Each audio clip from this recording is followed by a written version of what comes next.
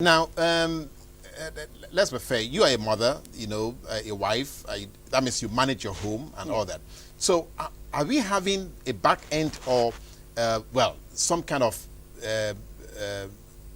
backward integration for mothers or for parents to also be part of this training? Do we have? Yes, because when we do this intervention in schools, you get the teachers sign up, you get the schools signed up, the children are signed up, but parents, this is where I need to talk. We are the ones that are not making our children as literate as they should be. And I'll give a typical example. You go out and uncle gives your child some money, and then the child gives you and say, "Mommy, keep for me." What do you do with the money? And I'm guilty of this too, I must say. That's why you spend the money, that's why and then the next thing, the child asks you, "So what about my money?" You say, "Do you know how much I've been spending on you? I mean, I buy this, I buy that."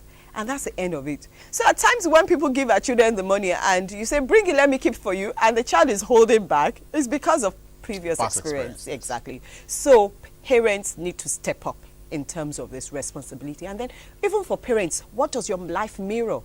Does it mirror someone who is financially literate, who is disciplined, who is taking care of the finances?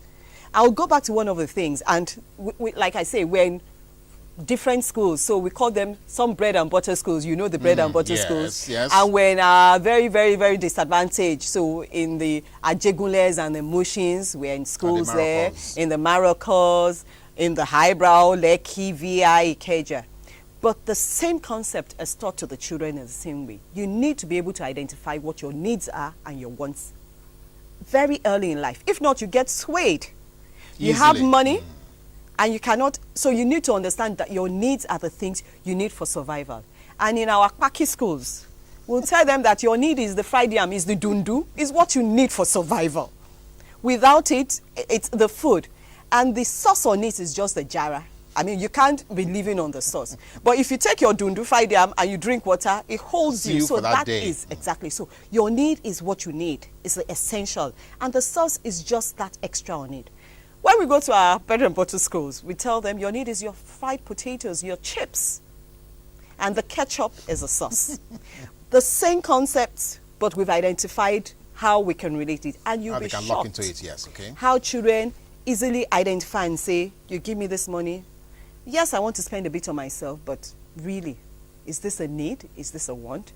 We've already had, in some of the schools we're in, we have parents actually writing or say they want to get in touch with us. My children's savings habits, they just now want to save. They are now more disciplined and all of that, you know. So that helps out. But I'll go back to the parents. Yes. We need, and we're looking at an opportunity where we can have parents come in, because the school and the teachers are doing their bit, really. But there's an extent to what they can do beyond the teaching, the practical experience. But weekends, when they're with parents, holidays and all of that, how do you manage what your children do? And that will take me to the essence of Nigeria, our economy. Now we've rebased the economy and all of that to the GDP. We no longer have coins in our system.